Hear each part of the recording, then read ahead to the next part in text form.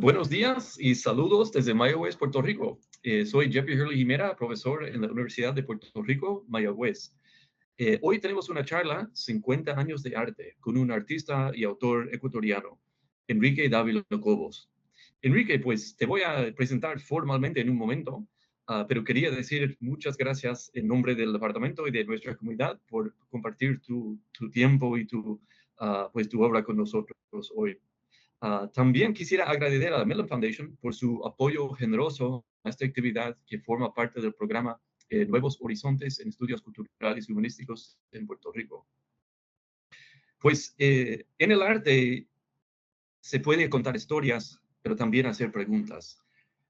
Más allá de eso, el arte puede ser la actividad más sofisticada de la humanidad, como une las emociones, las distancias, el tiempo, la imaginación, el dolor, el amor, la angustia, y hace posible que compartamos no solo experiencias, ideas, pero también nos hace viajar por el tiempo y el espacio.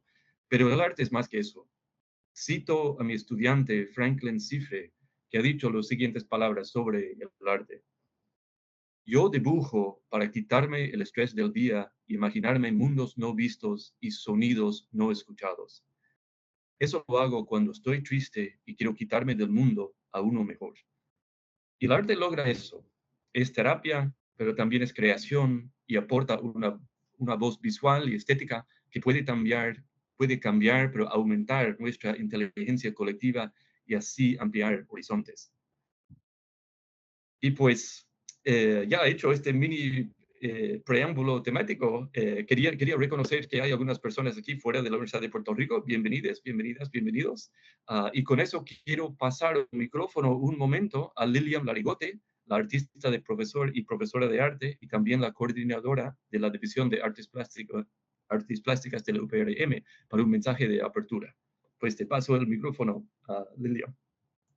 Gracias Jeffrey, gracias por la invitación. Me alegra mucho estar aquí. Y como ya presentó Jeffrey, pues soy profesora en el recinto, artista también de profesión hace 20 años, y estoy pues aportando lo que es los nuevos horizontes, el área creativa. Estoy muy contenta de estar aquí y poder aportar entonces y interactuar muy bien en la charla que vamos a tener hoy. Yo tengo una breve introducción, Enrique. Tengo una biografía textual que voy a leer en un momento, pero quiero llenar los huecos porque hay otro contexto que no se encuentra en su bio statement. Uh, pues Enrique es artista y autor ecuatoriano. Pasó una parte de su juventud en la costa de Ecuador y ahora vive en la ciudad de Cuenca, donde yo lo conocí por el año 2003, 2004, por ahí. Enrique tiene parentesco con uno de los artistas más famosos del siglo XIX, siglo XX, el francés peruano Paul Gauguin. La madre de Gauguin era peruana y Gauguin vivió en Lima hasta los 8 años. Y la ciudad de Cuenca, antes era parte de Perú, y de hecho uno de los héroes nacionales de Perú, Mariscal Lamar, es cuencano. Cuenca es una ciudad montañosa de unos 600,000 habitantes, casi 9,000 pies encima del nivel de mar. Similar a Puerto Rico, la meseta donde es ubicada la ciudad de Cuenca es un lugar deseado por los imperios. Los Cañari, luego los Inca, luego los españoles ocuparon la región, cada uno renombrándola en su propio idioma. Tomebamba, Tumipampa, Quichua para Campo de los Cuchillos. Ahora la capital se llama Cuenca y la provincia es Azuay. Se escucha español y quichua en las calles, más bien quichua más en el campo, pero en ciertos vecindarios y plazas de la ciudad sí se escucha. Pero es un elemento presente en la cultura cuencana e inclusive, yo diría, en la obra de Enrique. Otra cosa que no sale en el texto biográfico de Enrique es que fue también amigo de Osvaldo Guayasamín, tal vez el artista más importante de Sudamérica del siglo XX, conocido como el Picasso del Sur. Enrique fue invitado en su taller en Quito y yo quería nombrar a mi primer hijo Guayasamín, pero mi esposa no quiso, pero quedamos con un nombre que me gusta mucho, que es Santiago. Pues Enrique y yo hemos estudiado y conversado muchísimo sobre arte, filosofía, distancia, migración, el rol de París en la cultura latinoamericana, y tuvimos la buena suerte de ir a Europa con nuestras familias en el 2019, a Budapest y también a París. donde visitamos lugares que conoció el mismo Guayasamín, pero también Che Guevara, Fidel Castro, Francisco Oyer, Betances. Tomamos vinos ricos y conversamos de arte y filosofía. Uh, y pues es interesante lo que el desplazamiento de ese tipo hace posible, tanto para nosotros, pero también pues para personas como José Martí. Esa distancia nos hace cosas, nos cambia. Y París, en cierta forma, es un crisol de todo esto. Y para hablar del crisol, el arte de Enrique expresa y practica una inteligencia que trascende las obras y los lienzos. Enrique es un genio, es una persona que tiene horizontes que muy poca gente tiene, pero diría que su calidad que sobresale junto con su compromiso al arte es su generosidad con su talento y su bondad con sus estudiantes y su familia, y también con sus amigos. Pues alumno de la artista peruana Agripina Prieto Azanza y discípula del maestro Tomás Povedano, posteriormente autodidacta y asistente a varios talleres de consagrados artistas nacionales. Dávila Cobos pinta desde los 14 años y ha realizado 31 exposiciones individuales y 85 colectivas de sus pinturas en 19 ciudades de América, Asia y Europa, en las que se encuentran las obras de él en colecciones privadas y públicas y en museos. Es también el autor del libro Dávila Cobos Relatos, Arte, Esoterismo, Amor y Muerte, del 2023. Pues, tras ese preámbulo enorme, Enrique, pues es muy grato tenerte con nosotros hoy, y pues te paso el micrófono. Con ese plus extra que la vida nos ha dado, agradecerle a la vida básicamente eso que nos ha dado, ese plus de ser artistas, yo creo que vivir en una vida varias, porque por sobre todo tenemos esa capacidad maravillosa de sorprendernos ante todo, de apreciar quizás con más minucia los detalles de todo lo que va transcurriendo en nuestras vidas. Voy a poner una presentación con la cual voy a ir acompañando lo que voy diciendo en esta charla, que creo que básicamente es un poco abrir mi mente y mi corazón a que podamos acercarnos a toda esa experiencia vital, artística que ha sido mi vida. Bueno, para empezar, yo creo que la historia ha mostrado la profunda influencia que el entorno en el que vive un creativo ejerce sobre su producción plástica, literaria o musical. Por ello es importante relatar las circunstancias, los momentos y los espacios que configuran históricamente lo que sería en conjunto los distintos ambientes que pueden ser considerados ese entorno, que termina influenciando, en este caso, mi manera de pensar, imaginar y concebir principalmente mi obra plástica. En Cuenca, es una hermosa y tranquila ciudad al sur del Ecuador, con aproximadamente 400.000 habitantes. Cuenca está enclavada en un valle de los Andes a 2.560 metros sobre el nivel del mar. A Cuenca la atraviesan además 4 ríos que son medianos pero torrentosos, ríos de montaña, y la rodean altas montañas. Y apenas a 18 kilómetros de su centro urbano, Cuenca posee un magnífico parque nacional. Es un humedal de 28.000 hectáreas, 200 lagunas, y que llega en las partes más altas a más de los 4.000 metros sobre el nivel del mar. Ese es un poco el entorno en donde yo vivo. De hecho, los colores que predominan en el paisaje de Cuenca se encuentran principalmente verdes, marrones, sienas, siempre agrisados, siempre quebrados. Son colores que muestran una circunstancia un poco de humedad, son colores acogedores, colores propios de la alta montaña, en la que en sus faldas existe bosque montano y brumoso, que obsequia verdes profundos, verdes neutros, esos verdes que se consiguen un poco con una mezcla de ultramar, amarillo cadmio medio y una pizca de blanco. El fondo de los bosques, yo decía un poco como paradoja, para despecho del impresionismo, que utiliza mucho sombras azuladas, sombras hacia el azul violeta. En estos bosques, la descomposición de la hojarasca contagia de sombras marrones sus entrañas.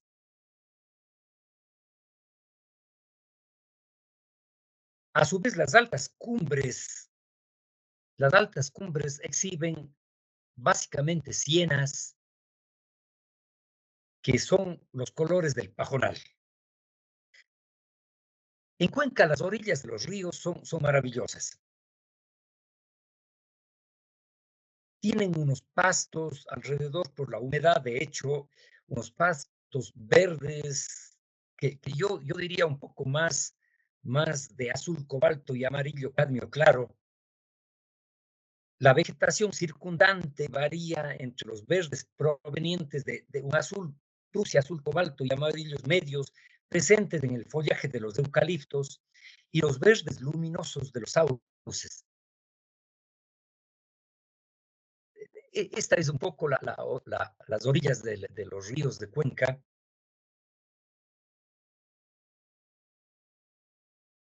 Los sauces, de hecho, podría decirse que se consigue sus colores con un azul Prusia y un amarillo limón.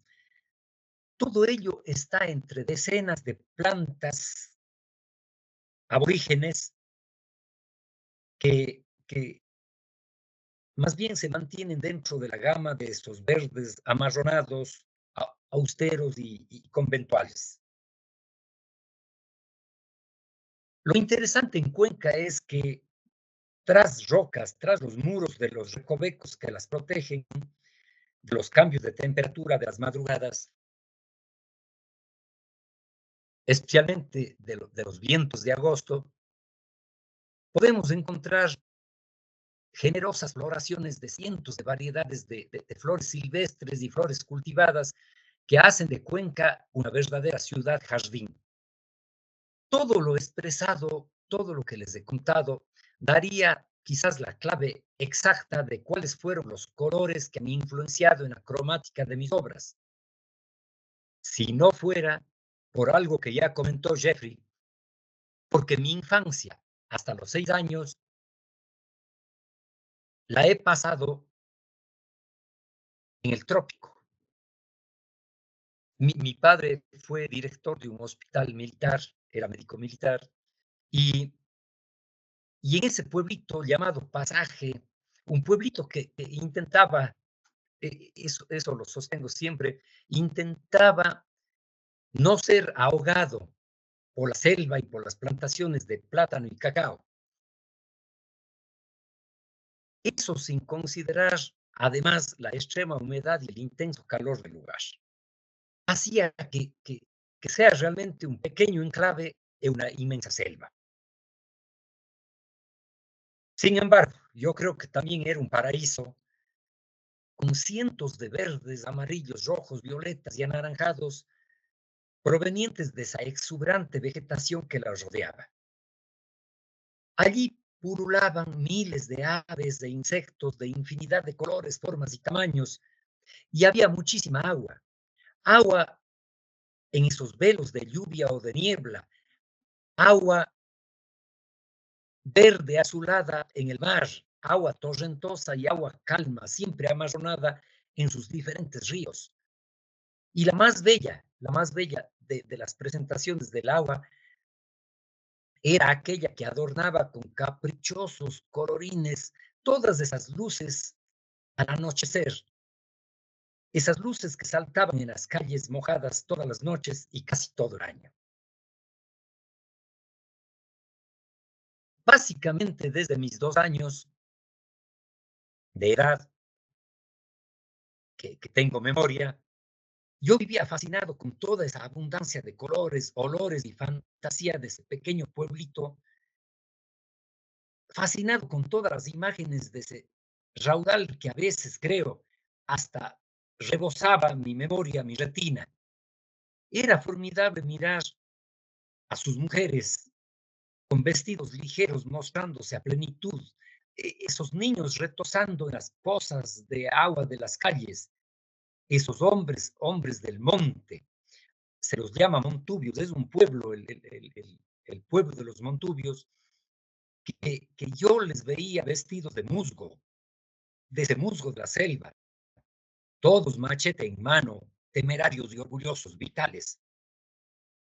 Era formidable poder observar las bestias de carga que en la época seca, en la corta época seca, eran todo polvorientas y en la época lluviosa parecían vestidas de algas.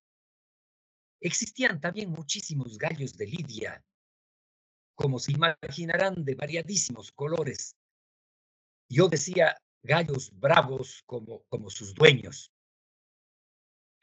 Todo aquello era mi mundo, el mundo de un niño que nació para observar, para deleitarse con cuanta imagen se le cruzase en su mirada.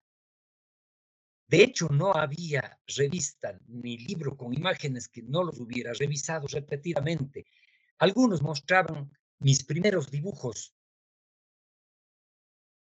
que hacía yo pues, en las revistas, que hacía sobre los periódicos. Claro, dibujos pueriles, dibujos simples, pero yo digo obsesivos. Cuando ya pasé de los 6 años, mi familia regresó a Cuenca y fui a la escuela regular, pero casi fue imposible adaptarme. Los profesores me prohibían dibujar y las materias que enseñaban yo tenía que aprenderlas a disgusto y descuidaba las tareas y casi todo lo que en la escuela de sacerdotes jesuitas importaba. Tuve la dicha de que ante mis continuas quejas, un artista pariente de mi padre aceptara darme clases de dibujo 2 veces a la semana. Fue maravilloso porque gracias a mi dedicación, que era total, avancé rápido y pude desde los 9 años realizar dibujos clásicos con carboncillo, dibujos que cada vez eran mejores. A los 12 años empecé a estudiar pintura gracias a una colección española de libros didácticos y de sus enseñanzas obtuve los principios para experimentar con óleos, acuarelas, lápices de colores, encáustica, sanguina, tinta y otras técnicas más. Unos meses más tarde empecé a pintar cuadros y fui armando una colección de 30 obras que la Dirección de Cultura de la Municipalidad se interesó en exhibirlas. Las exposiciones de arte en Cuenca se las realizaba en el vestíbulo del Palacio Municipal. Así que en noviembre de 1971, contando con apenas 16 años, realicé mi primera muestra oficial, que a pesar de que tuvo mucho éxito en ventas, no fue muy bien recibida por el gran público. Eso yo creo que era entendible. La ciudadanía estaba acostumbrada solo a hermosas pinturas de bellos paisajes, y la mía se trataba de un conjunto de obras expresionistas que lógicamente no fueron bien asimiladas. Luego de mi exposición en febrero de 1972, exponía en ese mismo espacio Osvaldo Esamí, un artista con un sólido reconocimiento internacional. Su muestra fue muy aclamada por la prensa y por la intelectualidad de la ciudad, pero fue rechazada por el público, igual que la mía, por las mismas razones que había despreciado mi obra. Eso fue un gran consuelo para mí y el motivo que me permitió hacer amistad con el gran maestro de la pintura ecuatoriana. La evolución de mi pintura les podría contar que fue pausada, dado que siempre dediqué tiempo a experimentar novedades técnicas y nuevos materiales. Hice muchos cuadros con óleo por más de 10 años y como a todos los artistas emergentes. De hecho cuando me inicié, me impresionaban mucho las obras de muchos de la pintura universal, pero también llenaban mis expectativas algunos consagrados pintores de Cuenca y del país, a los que visité con frecuencia en sus talleres. De los maestros del mundo, quizás quienes más aportaron para la construcción sistemática de mis conceptos pictóricos fueron, de hecho, Goya, Velázquez, Rivera, Sorolla, Picasso, Toulouse-Lautrec, Gauguin, Tamayo, Cézanne, Monet, últimamente Lucian Freud. De los nacionales, de hecho, Osvaldo Guayasamín, Eduardo Kipman, que es un poco paralelo a Guayasamín, Jaime Villa, un colorista impresionante, José Enrique Guerrero, Víctor Videro, y un chileno residente en Quito, que es la capital del Ecuador, que es Carlos Catasi. Mi producción básicamente se enfocó en el dibujo del ser humano y algo de paisaje local, temas urbanos en su mayoría. En los años 80 fue cuando empecé a probar el temple constituido con aceite de yema de huevo, influenciado por un grande de la pintura estadounidense, Andrew White, un maestro absoluto en esta técnica. Así pinté cientos de obras en las que la temática por lo general reflejaba la ruralidad cercana a mi ciudad. Toda la parte suburbana, toda la parte de lo que fueron esas haciendas antiguas. En la década del 90 incursioné con las pinturas acrílicas, a pesar de que los compradores de arte seguían anclados y querían obras con óleo. Este desacuerdo fue mundial, y aunque se había demostrado en laboratorios hasta la saciedad la solvencia de este nuevo material, tanto por su espléndida calidad, cuanto por su duración, el mercado se mantenía fiel a los cuadros realizados con aceite de linaza. Fue un convenio de las galerías londinenses que terminó en cierta forma con el problema, conviniendo galerías, artistas y compradores que toda obra realizada sobre lienzo sería catalogada en Inglaterra, por lo menos en Reino Unido, como óleo. Solución que han copiado muchos comercios de obras de arte en el mundo entero. Bueno, en 1999, yo creo que ese fue un año clave para el desarrollo definitivo de mi obra. Convergieron en mis cuadros todo lo que había estudiado sobre la teoría del color, sobre los impresionistas, los postimpresionistas. Me había acercado mucho a los conceptos compositivos del gran Guayasamín. Y creo que había empezado ese proceso natural que me situaba en ese inicio de la madurez en mi vida en relación al arte. A partir de ahí realicé cientos de bodegones, que es un tema ideal para llegar a dominar la composición y hacer una serie de experimentos cromáticos y de materiales. Me quedé definitivamente con las pinturas acrílicas, con el óleo y con la acuarela. Claro que, por ejemplo, los bocetos iniciales los realizo con lápiz, que es una técnica que me gusta muchísimo, y algunas veces hasta con tinta. Sería, yo creo que abrumador enumerar los literatos que también han moldeado mis conceptos teóricos en el arte, los que, de solo leerlos, han hecho que imagine temas y cómo interpretarlos en este mundo de lo gráfico. A sabiendas que la interpretación artística es diferente a la ilustración de una idea. No obstante, quizás los que más me han marcado podrían ser Kafka, Edgar Allan Poe, Lezama Lima, César Dávila Andrade, Demetrio Aguilera Malta, Julio Cortázar, García Márquez, Borges y Eliezer Cárdenas. Quizás también hubieron filósofos como Sartre, Camus, y tal vez más que estos, el español Camilo José Cela, que han ido moldeando mi mente, y esa mente moldeada de esa manera, pues ha percibido la realidad de otra manera, que es la que he ido plasmando en mis obras.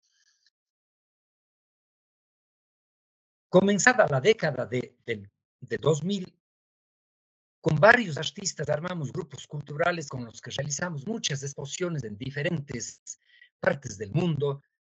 Tomando como eje central de dichas exhibiciones, utilizamos diversos manifiestos que los producíamos nosotros mismos. A veces hubo un manifiesto lúdico de Julio Carrasco Bretón, un muralista mexicano, otro onírico, hasta algunos que proclamaban el empoderamiento de las raíces mestizas de nuestros pueblos. fueron fantásticas e ingeniosas las interpretaciones que los distintos artistas hicieron sobre cada una de esas temáticas, pero siempre fueron muy creativas y gracias a una excelente curaduría de gran calidad.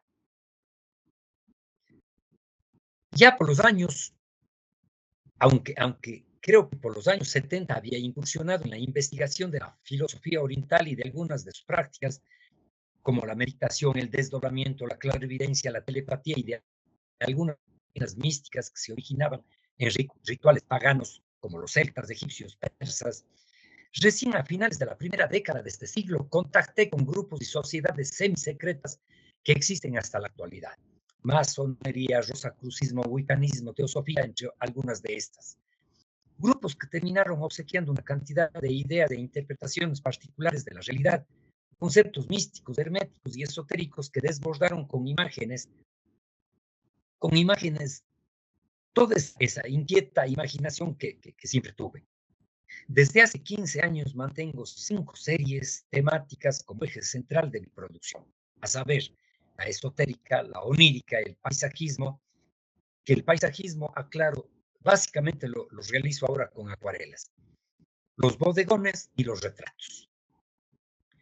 Técnicamente podría decir que utilizo muchos recursos. Está presente en mi obra un estudio prolijo de composición a la que le doy muchísima importancia.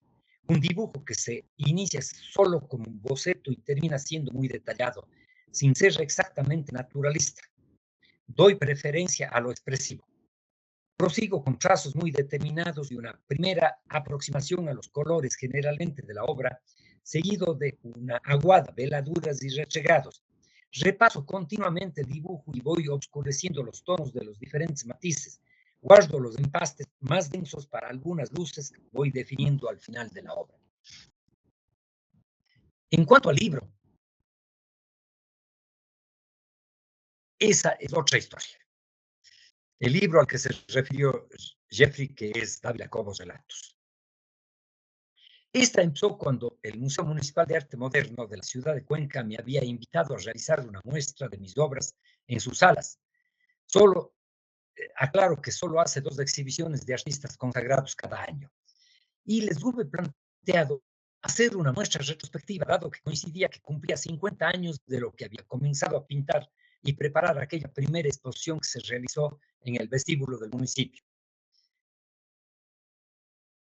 Entonces, el proyecto fue creciendo y terminó siendo una hermosa y enorme exposición de casi 100 pinturas que lograron ser una muestra representativa de las más de 3.500 obras que he pintado en mi vida.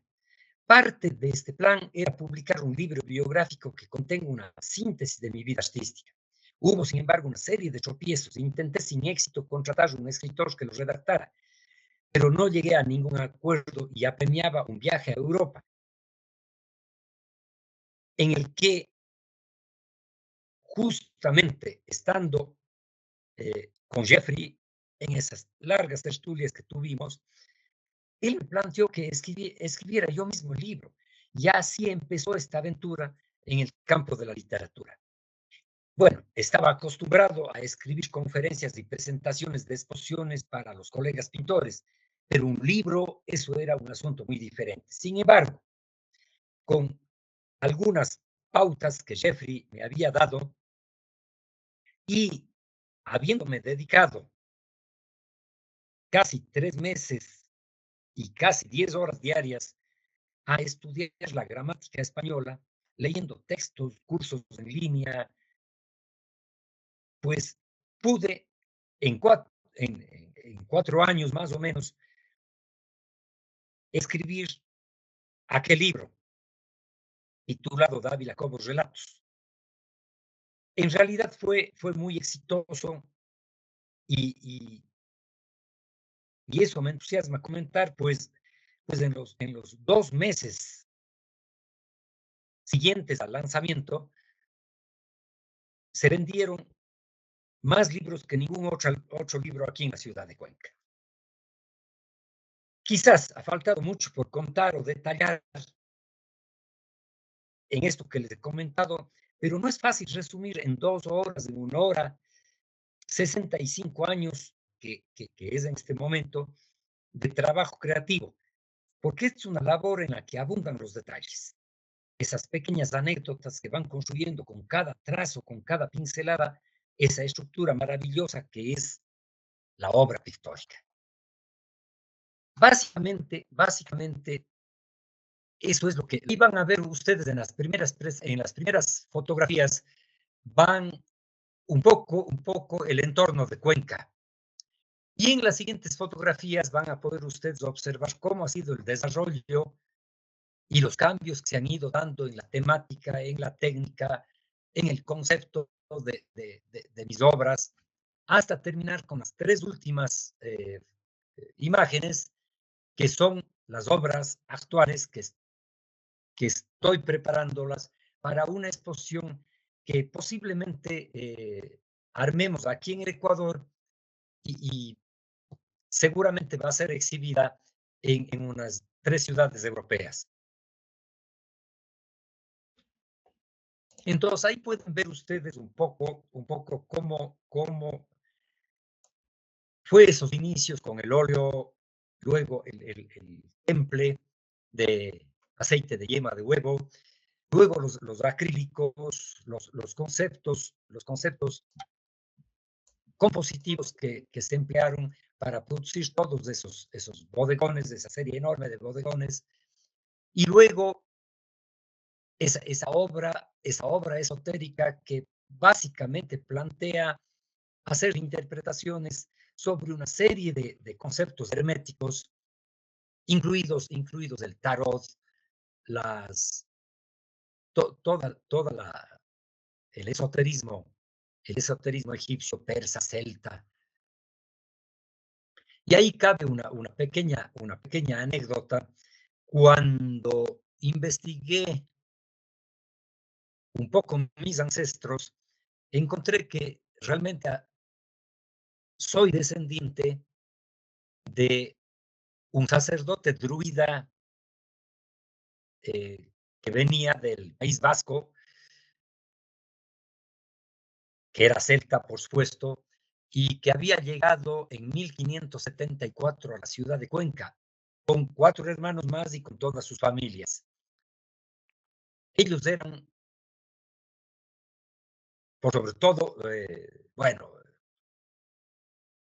venían un poco del País Vasco, como ustedes comprenderán, hablaban la lengua euskera y eran pelirrojos, todos.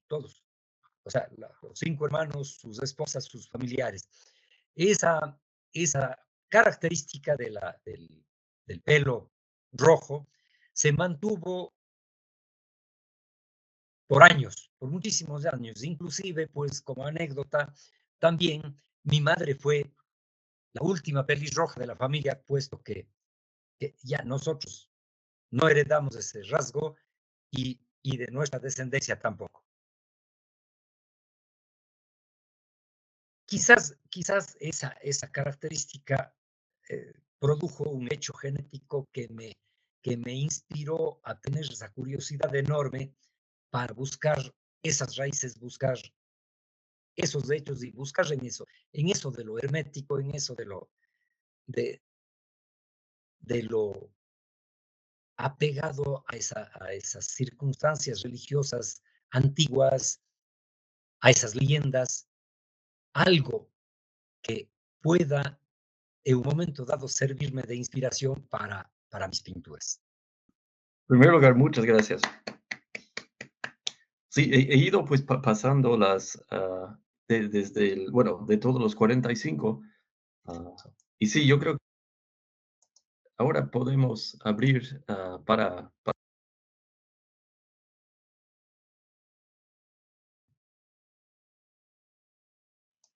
Sí, paso a Lilian para una pregunta. Sí, muy interesante el proceso, la transición y todo lo que ha expresado con relación a cómo todo lo que ha vivido ha forjado o ha moldeado el arte que nos presenta, ¿verdad? La forma en que lo presenta. Y tengo una pregunta, tengo varias, pero voy a comenzar por, ¿cuál considera que ha sido su periodo más significativo dentro del arte como tal, de lo que ha realizado, de las obras que ha realizado? Bueno, Lilian, yo pienso que cada proceso, cada momento tuvo su importancia en esa época. Claro, al inicio, todo el proceso inicial era un poco de corte académico, autodidacta. Había conseguido yo, bueno, prácticamente en mi infancia, porque yo adquirí esos libros cuando tenía 12 años, toda una colección española didáctica sobre pintura. Y bueno, el reto enorme fue en ese momento aprender a pintar. Y lo interesante es que siempre, en el momento que estoy pintando, estoy prácticamente en un estado de trance absoluto. Muchas veces pierdo hasta el sentido del oído. Y creo que eso me obsesionaba y pintaba día y noche. A veces me amanecía pintando. Y claro, un niño de 12, 13 años que hace eso preocupa a los padres, ¿no? Y claro, era un poco un choque, pero para mí era una fascinación. Luego empecé con esto del temple de yema de huevo porque había tenido en mis manos una revista Life que se publicaba en Estados Unidos y traía todo un reportaje de Andrew White y, y claro, eran unas pinturas que en ese momento me parecieron espectaculares y maravillosas. Yo no conocía esa técnica, que entre paréntesis es una técnica anterior al óleo. O sea, es una técnica antiquísima. Y es una técnica que le exige a uno dibujar, porque hay que ir poniendo la pintura muy de a poquito, se seca rapidísimo, no hay como hacer difuminados como en el óleo, y pues me obsesioné con eso y fue maravilloso. De ahí pasé al acrílico, que fue una locura porque eran unos colores espectaculares, que renació en mi mente y en mi memoria todas esas imágenes tropicales de mi infancia. Y claro, en toda la obra se puede ver, aquí por lo menos, aquí en Ecuador, se puede comparar, por ejemplo, en mis obras no hay mujeres de la sierra. Todas las mujeres que pinto son mujeres costeñas, de esas imágenes que me quedaron desde mi infancia. Y el acrílico me permitió desarrollar muchísimo toda esa serie de colores, toda una cantidad de veladuras, de restregados. Y luego, lógicamente, empecé a combinar, a hacer obras mixtas, acrílico, terminales con óleo, otras solo con óleo, otras solo con acrílico. Y a la final, como dije, me quedé básicamente con las tres técnicas, óleo, acrílico y acuarela.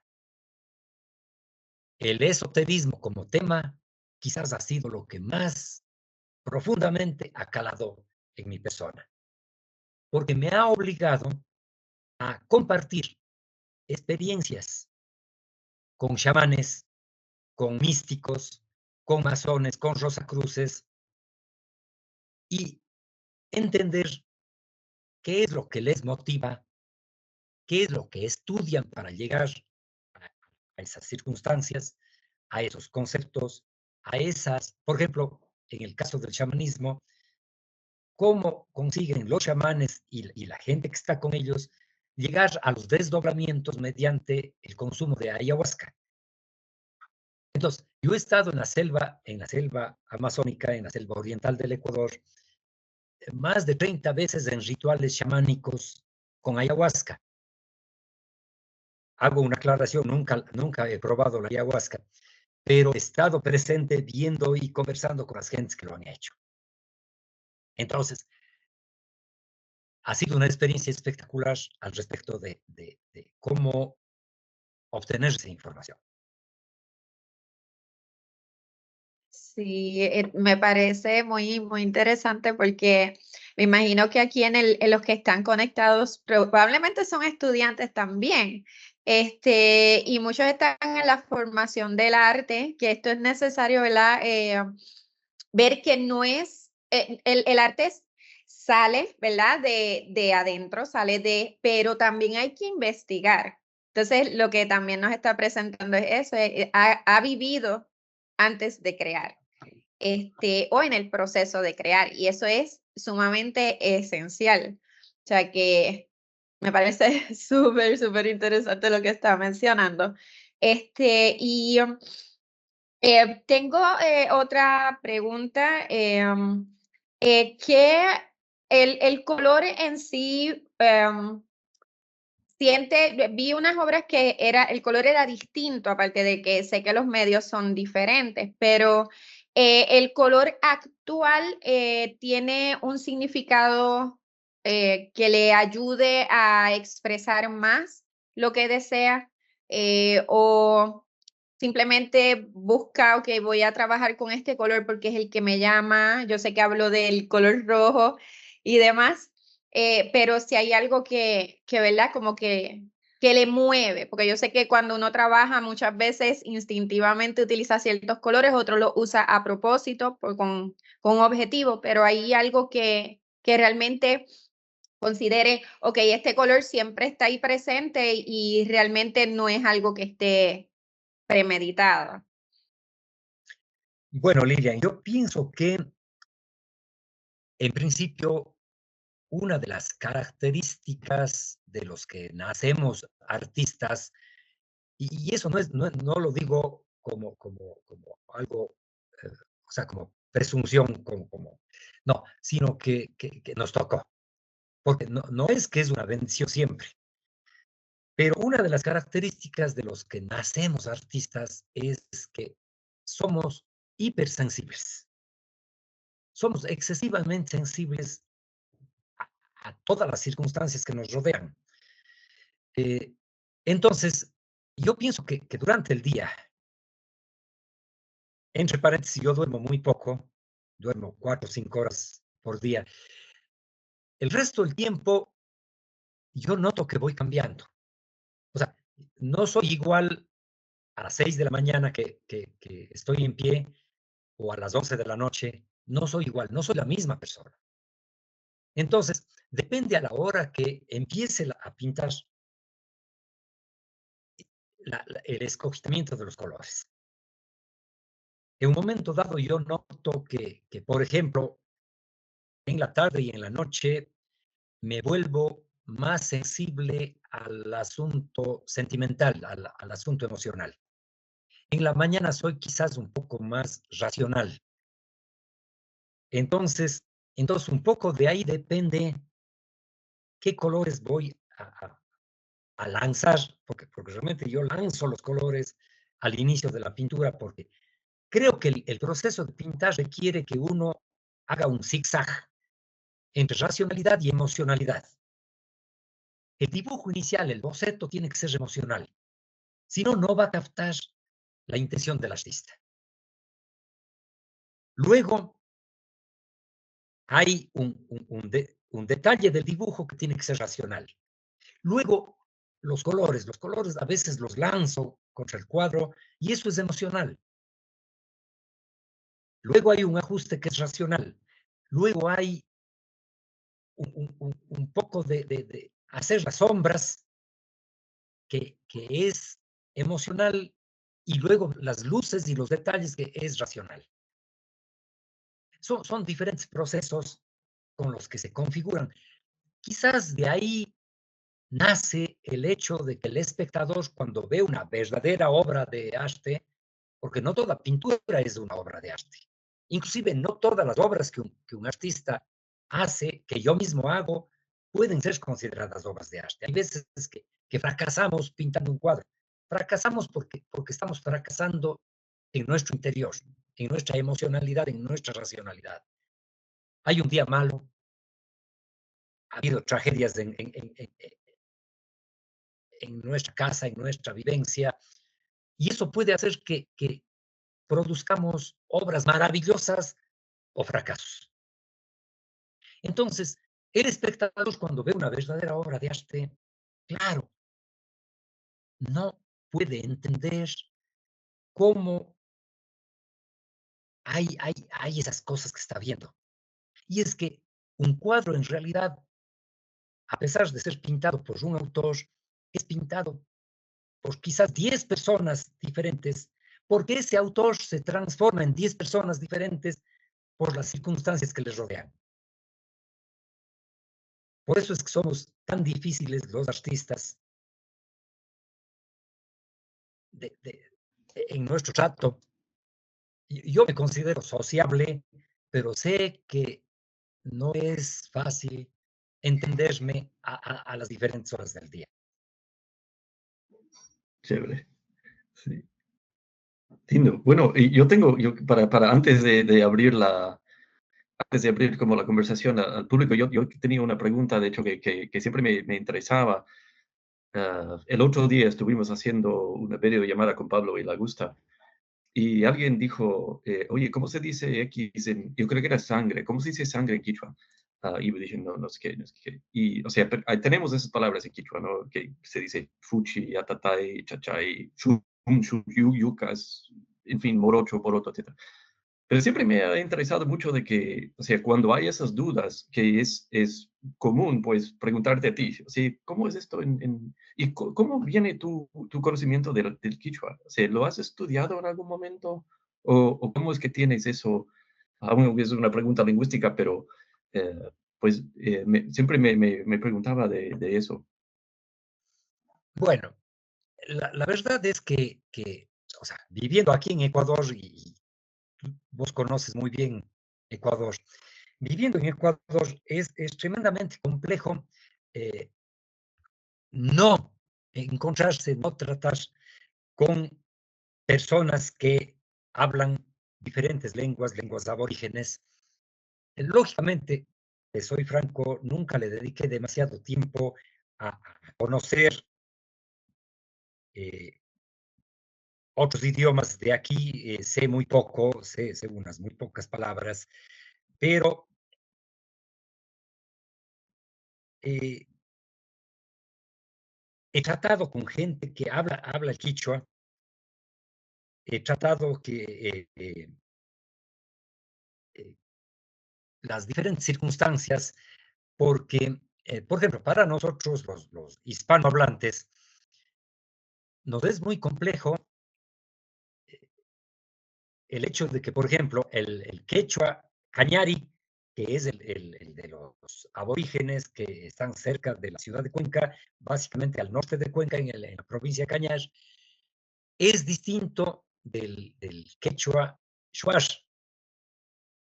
Inclusive muchos tratadistas ya no dicen que es quechua el del shuar, sino es ashuar.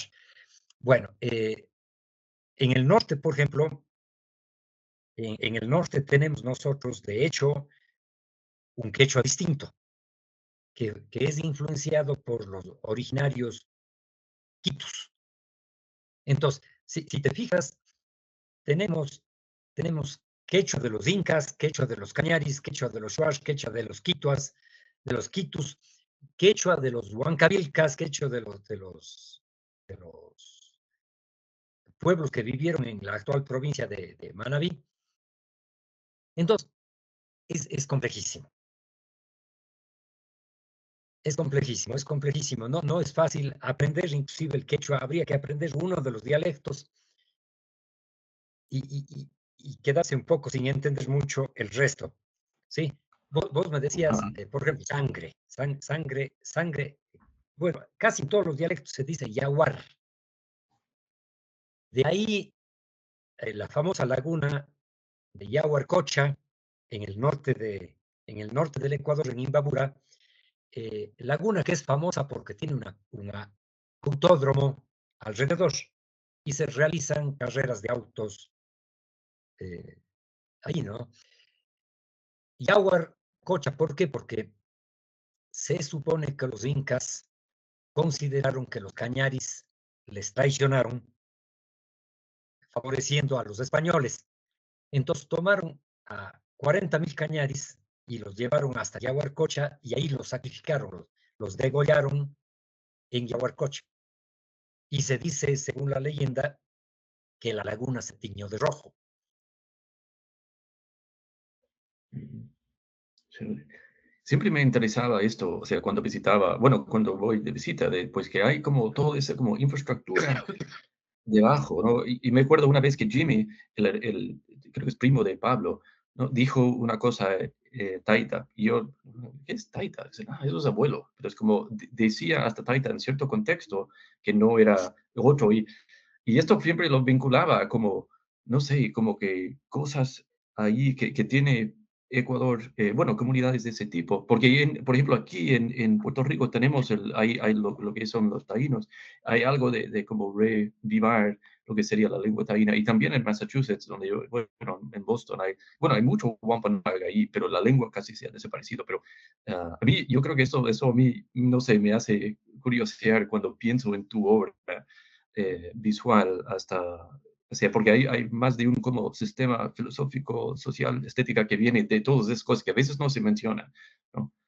Que hay con Santiago y Alejandro que hablan el español ecuatoriano, digamos, en casa, Claro, pero no se pueden fuera, ¿no? O sea, cuando van a la escuela tienen su otra lengüita que hablan, que es diferente, que no claro, tienen esas. Sí, y me interesa mucho como pensar en eso como si conscientemente o no, o sea, cómo impacta el arte, digamos, andino, ¿no? O sea, bueno, ya paso el micrófono ahora. Tenemos una pregunta de Héctor. Adelante, Héctor. ya. ¿Me escuchan? Sí, sí, sí, Ok. Héctor. Sí, sí, Enrique, quería preguntarte, gracias, gracias por lo que has compartido, maravilloso. Te quería preguntar, la juventud de Cuenca, ¿cómo la ves? Hay mucho interés en el arte, eh, está cambiando el interés. ¿Cómo ves el futuro de la ciudad? Bueno, yo creo que definitivamente el cambio es parte del paso del tiempo. Eh, este momento podemos observar que a la juventud le atrae otro tipo de arte más que el arte pictórico común, o llamémosle ya prácticamente clásico, a pesar de que es producido de manera contemporánea. Pero la juventud en un momento dado busca la mayor interrelación con la obra.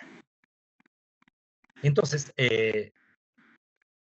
en el museo, en este museo que tenemos en Cuenca, el Museo de Arte Moderno, hemos producido, yo he colaborado en esa producción, no soy parte del museo, hemos producido exposiciones en donde el público puede interrelacionarse con la obra, inclusive dejando una sala en donde el público pueda producir obra, en donde haya los materiales para producir la obra. Inclusive, vos estuviste en una de esas exposiciones, en donde habían instalaciones inmersivas, había pizarras y tizas de colores, pinturas inclusive con lienzos para que la gente pueda ir haciendo algún trazo, ¿no? Y eso hace que la gente aprecie la obra de los artistas. Un poco yo creo que el arte se volvió en un momento dado elitista y mostraba la obra poniendo inclusive distancia con el observador. Un poco lo que pasa en el Louvre con la obra La Mona Lisa, que el espectador no puede acercarse. Yo sé que ahí hay razones de seguridad, pero un poco, ¿cómo entiende el espectador algo de la obra? Es que no puede ni siquiera acercarse. Entonces, esta experiencia que hemos hecho aquí, va a la exposición de los artistas emergentes, consagrados, etcétera, y hay una sala en donde están los materiales y están los lienzos. Y el público hace sus manchones ahí. Y claro, unos más hábiles, otros menos hábiles, como que mastican, comparten la mesa, en resumidas, de qué es hacer una obra de arte. Y tienen más acción por las obras de los artistas, valoran más la obra de los artistas porque se dan cuenta que ellos no pudieron producir ahí en ese momento algo así. Gracias, gracias. Y ahora a Cora. Hola, Cora. Hola, saludos a todos. Enrique, una cosa que me llamó mucho la atención al ver sus últimas obras presentadas fue precisamente el hecho de que las mujeres, para mí, en tanto que caribeña, reconocí enseguida contornos, como ustedes dicen, costeños. Y sé que habló, usted hizo referencia a ello, y pues, y me va a perdonar si a mí se me ha pasado. ¿Qué significa eso? Yo sé que usted pasó parte de su infancia en el trópico, no sé, pero voy a presumir que fue en la región costeña. Me llamó mucho, me impactó lo visual. Dije, esas son mujeres costeñas, no sé si caribeñas, pero puede abundar más sobre ello. A mí me impactó. Gracias, gracias. Bueno, este tema requiere de hecho una primera aclaración. A ver, yo soy hijo de un médico militar, pasé mi infancia en un pueblito mínimo, porque era un pueblo que seguramente no tenía más de 200 casas, casas de caña, casas de madera. Habían solamente 2 casas de 3 pisos que eran de cal y ladrillo. No había cemento en ese momento en la construcción. En una de esas casas, de hecho, en el tercer piso vivíamos nosotros. Y yo, yo realmente fui muy inquieto, demasiado inquieto desde niño, y me involucraba con la gente del lugar. Con los niños, jugaba con los niños, entraba en las casas del resto de familias. Y eso hizo que aprenda a no discriminar a nadie. Y hago esta aclaración porque, lógicamente, yo he tenido amigos de todas las clases económicas y de todos los colores y de todos los orígenes. Porque eso aprendí de niño a involucrarme con ellos.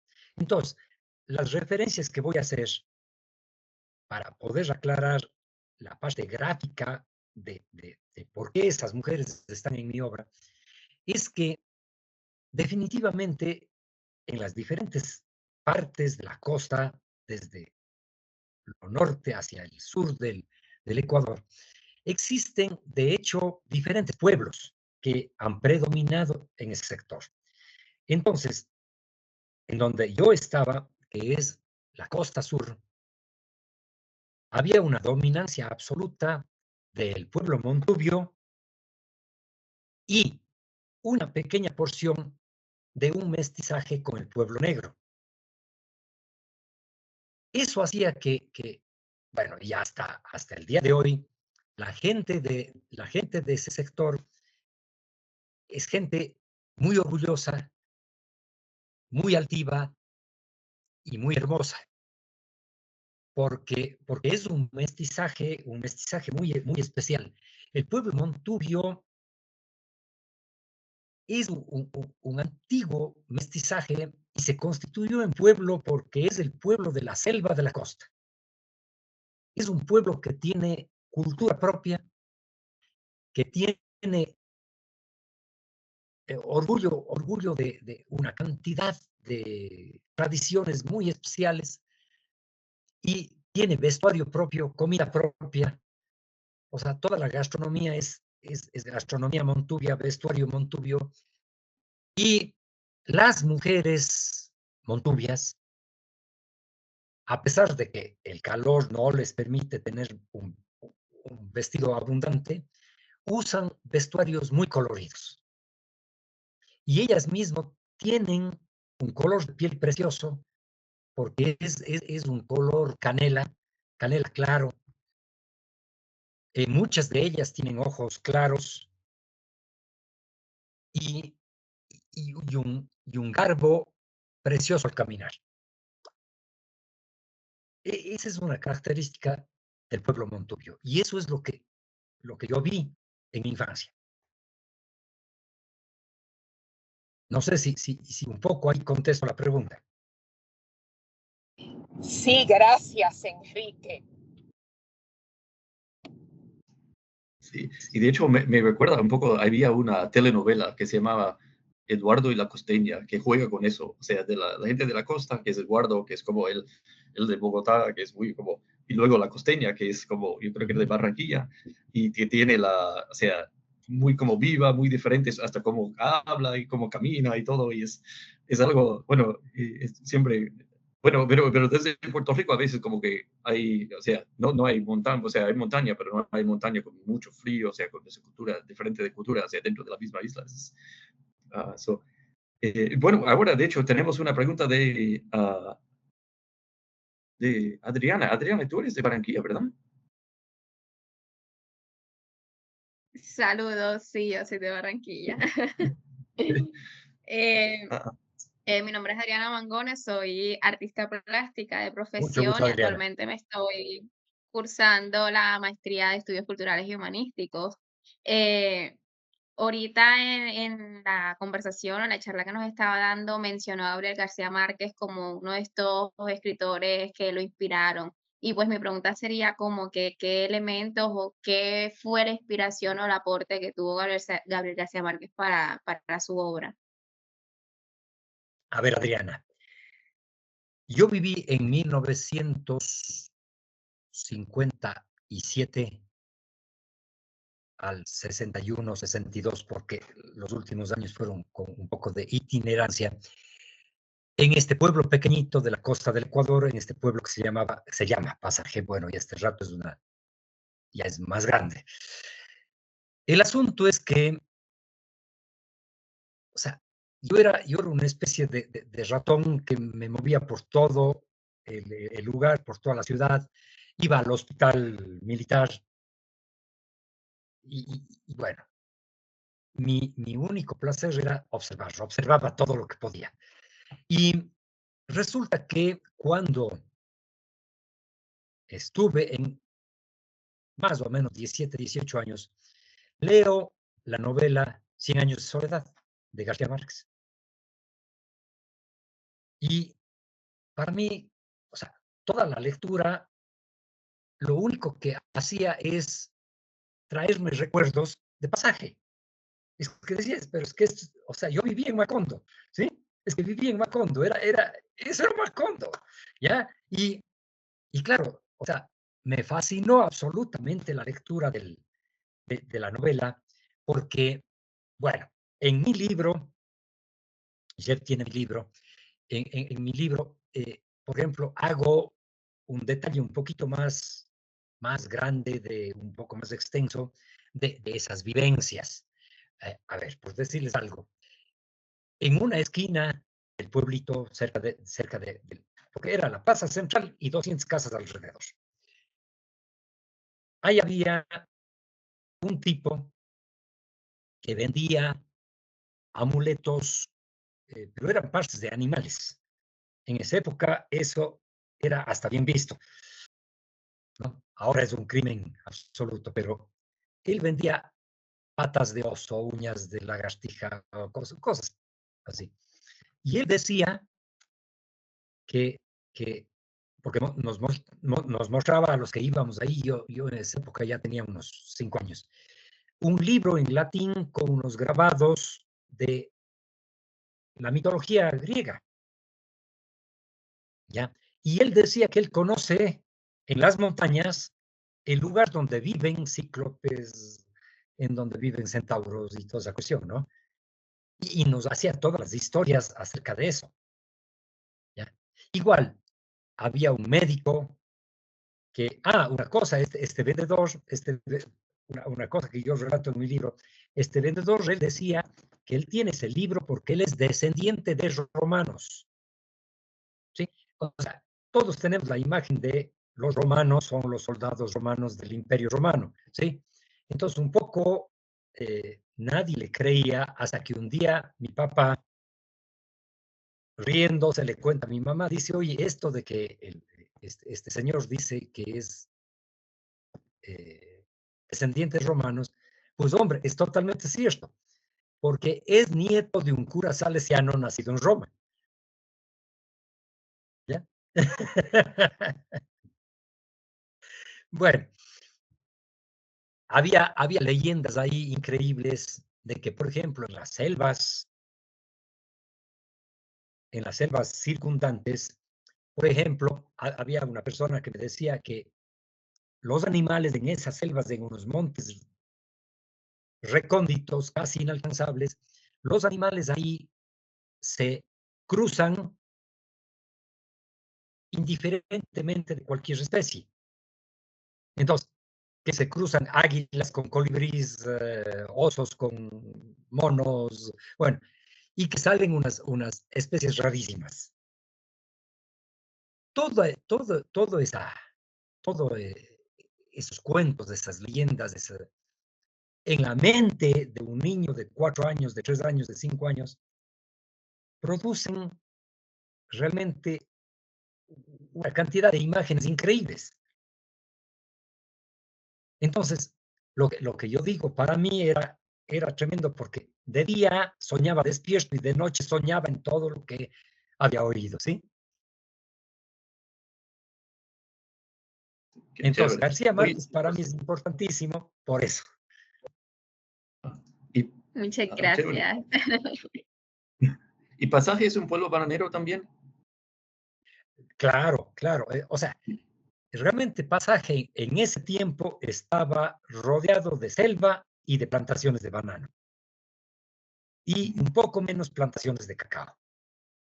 Pero, por ejemplo, para mí en la niñez, Jeffrey, eh, me sucedían cosas que eran realmente impresionantes. Por ejemplo, en la época de lluvia, en la calle, delante de la casa que vivíamos, había peces, pero peces grandes, ¿sí?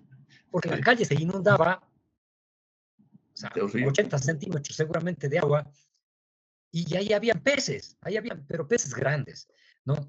Eh, había, por ejemplo, ranas por montones, había grillos gigantescos, ahí hay unos grillos que tienen más o menos 25 centímetros del cuerpo y que son inclusive peligrosos porque las patas traseras tienen como una sierra. Entonces había que esquivarles a esos. Bueno, era una cosa loca. Claro, entonces, y por ejemplo, las casas de los bordes del pueblo, de los límites del pueblo, muchas veces eran tragadas por la selva. O sea, si se descuidaban los dueños o les habían abandonado esas casas, en la época lluviosa la selva, todas esas plantas enredaderas y toda esa cuestión, se entraban a la casa, pues, y se tomaban la casa. Y eso, por ejemplo, para mí, siendo un niño de 4 años, lo que me imaginaba es que seguramente la noche anterior las plantas se lanzaron sobre la casa y se metieron por las ventanas y se tomaron la casa. O sea, yo no entendía que eso pasaba en semanas o en meses, ¿no? O sea, yo pensaba que la noche anterior sucedió eso. Y otra preguntita antes de soltar el micrófono. Estamos hablando de, digamos, experiencias más que todo visuales, ¿no? De lo que usted veía a su alrededor, de lo que leía también y todas estas imágenes que se iban creando. Pero yo quiero preguntar como curiosidad, ¿cuáles son esos sonidos del ambiente, de la calle, de la naturaleza, que de pronto le generan a usted cierta inspiración o que le crean una imagen para sus obras? ¿Cuáles son esos sonidos que cobran vida en sus obras? Bueno, yo pienso que definitivamente esa es otra de las partes que aprendí de niño, fue a apreciar y todos los sonidos que están a mi alrededor. Explico un poco la cuestión. Bueno, en esa época que yo vivía en Pasaje, visitábamos un entable, se llama aquí, cuando alguien inicia una hacienda. Había un militar amigo de mi padre que inició un entable, pero lógicamente solo tenía una cabaña sobre postes con 3 paredes, o sea, ni siquiera tenía 4 paredes, 3. Y allá íbamos, por ejemplo, a dormir, ¿no? Los fines de semana íbamos allá y en el piso de la cabaña dormíamos, pero no había una pared. Y era formidable porque desde las 5 de la tarde, en plena selva, porque eso era selva virgen, en plena selva, desde las 5 de la tarde, era una sinfonía de insectos impresionante.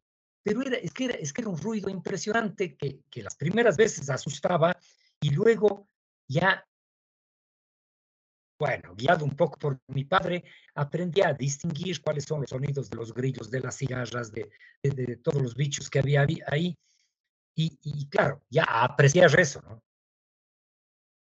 Posteriormente, cuando yo tenía más o menos 23 años, pasé 4 años de la selva del Oriente y lógicamente ya me deleitaba, esperaba esa hora para empezar a oír eso.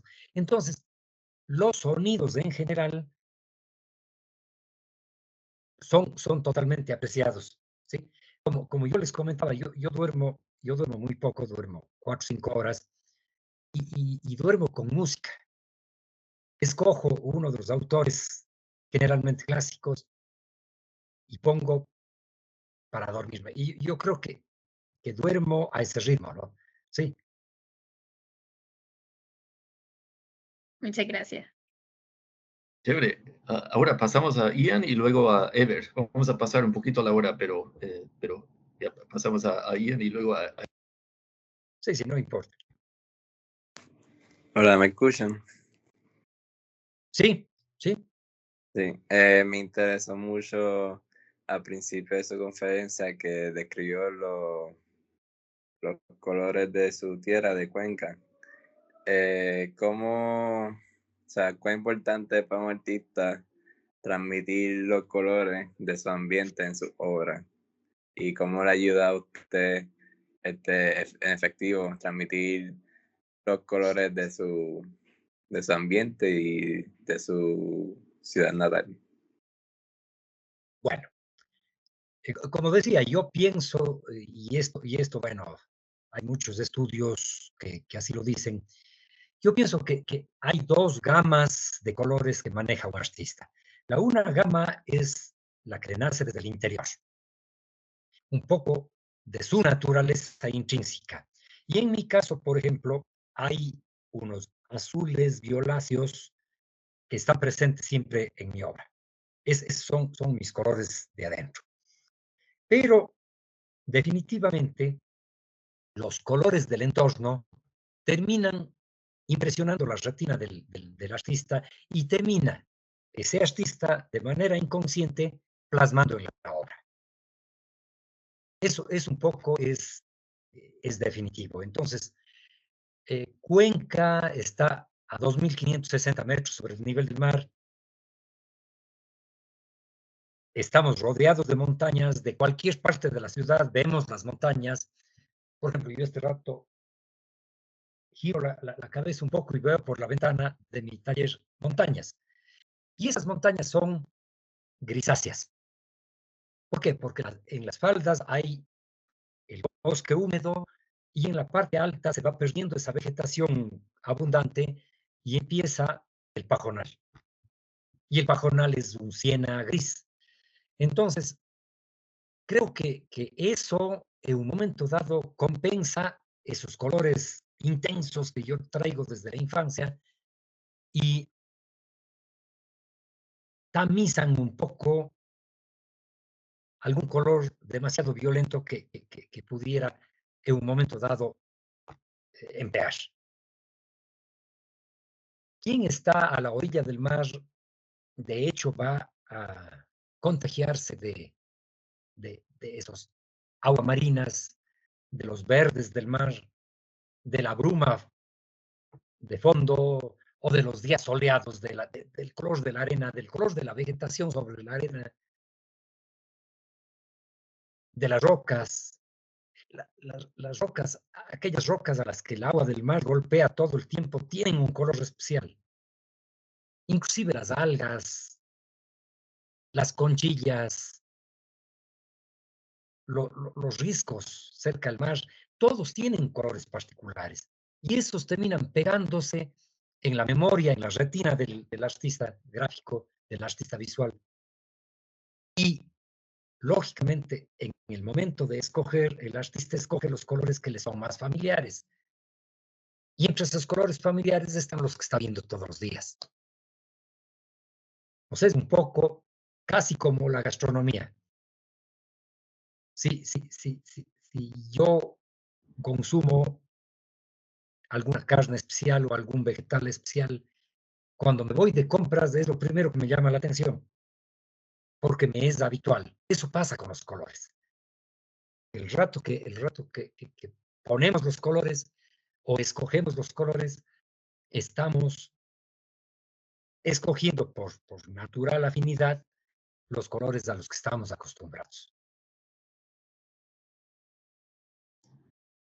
Chévere. Y ahora pasamos a Ever.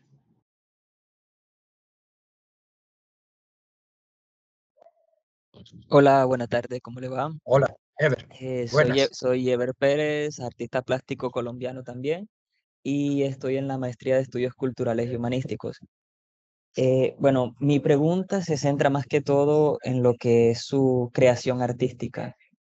Y la pregunta es la siguiente: ¿qué referencias son más notorias o son más perceptibles dentro de sus obras con referencia a los autores que usted estuvo mencionando, como Gauguin, como Rembrandt y los otros que mencionó? ¿Y cuál de esas características son netamente impregnadas por usted? A ver. Bueno, de hecho, yo creo que cuando uno inicia el estudio del arte es cuando empieza a girar la vista hacia lo que le gusta, definitivamente. Bueno, por ejemplo, yo soy un artista figurativo. Entonces, a pesar de que aprecio y me gusta inclusive, he comprado a veces obra abstracta de artistas abstractos a los cuales les considero mucho y considero mucho esa obra. Yo no puedo pintar una obra abstracta. He intentado, sí he hecho, pero me quedo a medias vacío. O sea, como que quiero hacer alguna forma. Bueno, el asunto es que, de hecho, al inicio de mi carrera, el expresionismo alemán fue lo que me impactó, ¿ya? Por lo fuerte. Yo creo que en la adolescencia, no sé si a todo el mundo le pasa, pero al inicio de la adolescencia uno se fija en las cosas más contrastantes. Yo diría en lo brutal, ¿sí? O sea, le gusta, tal vez es inclusive un proceso hormonal, ¿no? Yo digo, en nuestras venas están dosis espectaculares de testosterona, de adrenalina, que son propias de la edad. Y eso hace que uno sea más violento. Lógicamente, a los 14 años uno se da de golpes con quien le molesta. Y lógicamente pienso que es parte de esa carga hormonal. Entonces, el expresionismo alemán fue una de las cosas que más me impactaron.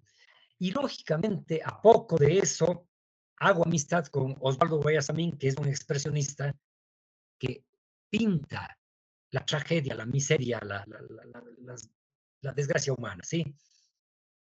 Entonces,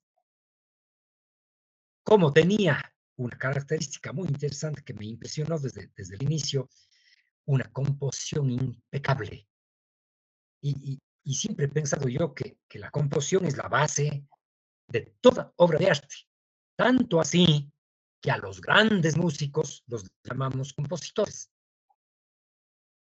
¿No? Beethoven, Mozart, etcétera, se los trata de compositores, ¿no? Y eso debe ser igual empleado para el resto de artes, porque hay muchos colegas pintores que se dedican mucho al color o al dibujo, lo que sea, pero no se dedican a la composición, no piensan que la composición es importante. Entonces, definitivamente ya con la amistad que hice con Guayasamín, le visité muchísimas veces en su taller en la ciudad de Quito, aprendí muchísimo de composición. Posteriormente, mis inquietudes se fueron más hacia la parte expresiva, ya no tan violenta como el expresionismo alemán, y lógicamente, el periodo azul de Picasso me fue maravilloso. Sí, no tanto el rosa, pero sí el periodo azul. Ya, inclusive un cuadro que es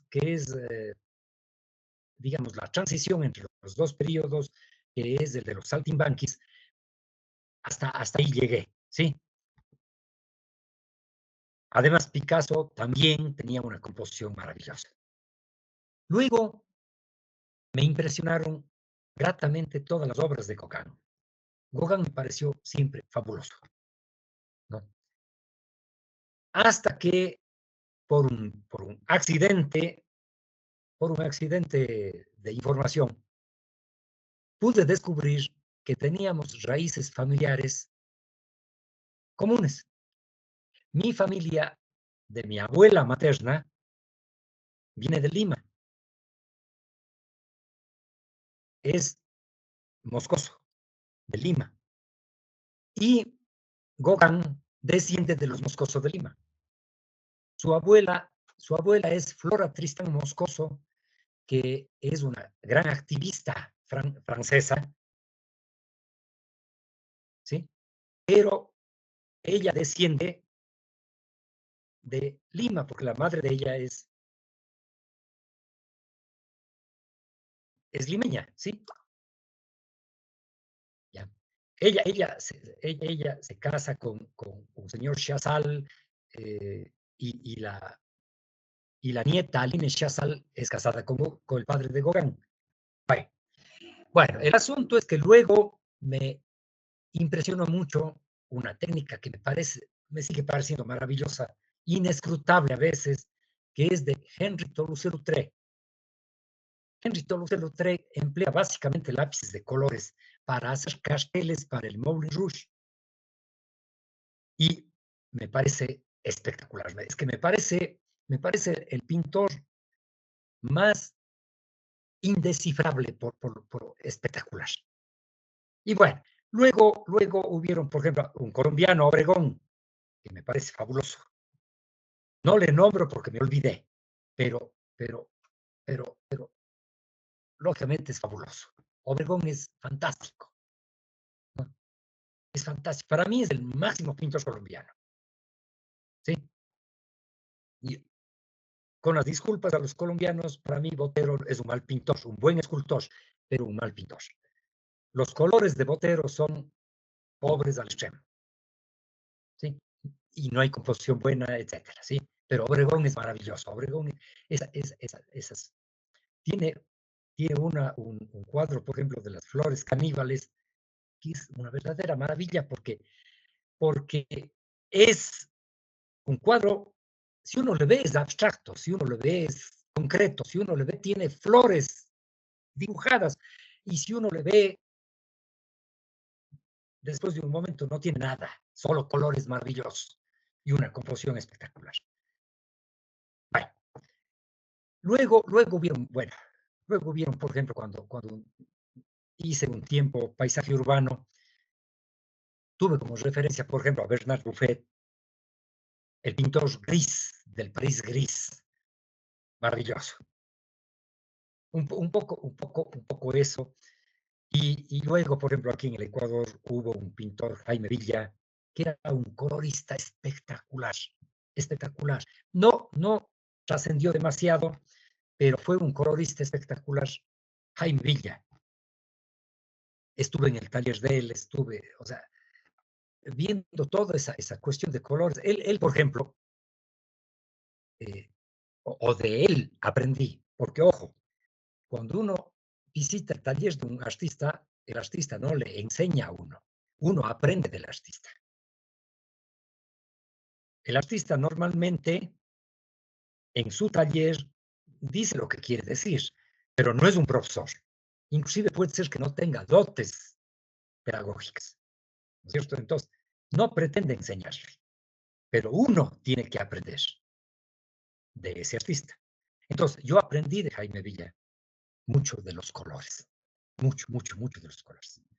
Y coincidió que estaba estudiando en esa época la teoría del color, a los impresionistas, todo esto de las sombras azules y violetas, de no utilizar el negro, de una serie de cosas, y me topo con el taller de Jaime Villa. Entonces, para mí fue una coincidencia maravillosa y pude graduarme, en resumidas, en color.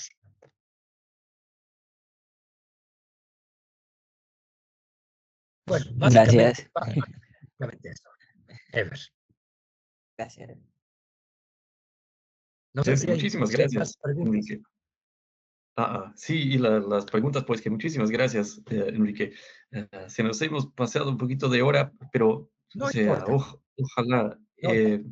bueno, sí, y sí, muchas gracias, Enrique, por pues, compartir y también por tu compromiso al arte y también a compartir de tus experiencias. Realmente, en nombre del departamento aquí, de la comunidad, pues, estamos muy agradecidos y esperamos en algún momento tenerte en el recinto para hacer algo así presencial. Sé que hay las complicaciones ahora con familiares, etcétera, pero pues esa invitación queda abierta.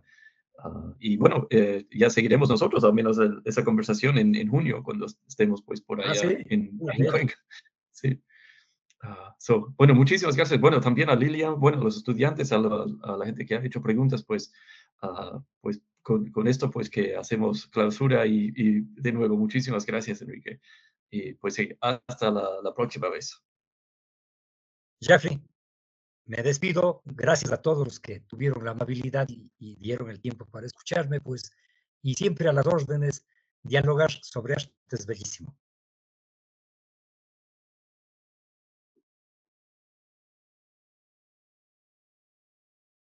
Un gusto. Hasta la próxima oportunidad. Muchas gracias a todos. Muchas gracias. Gracias.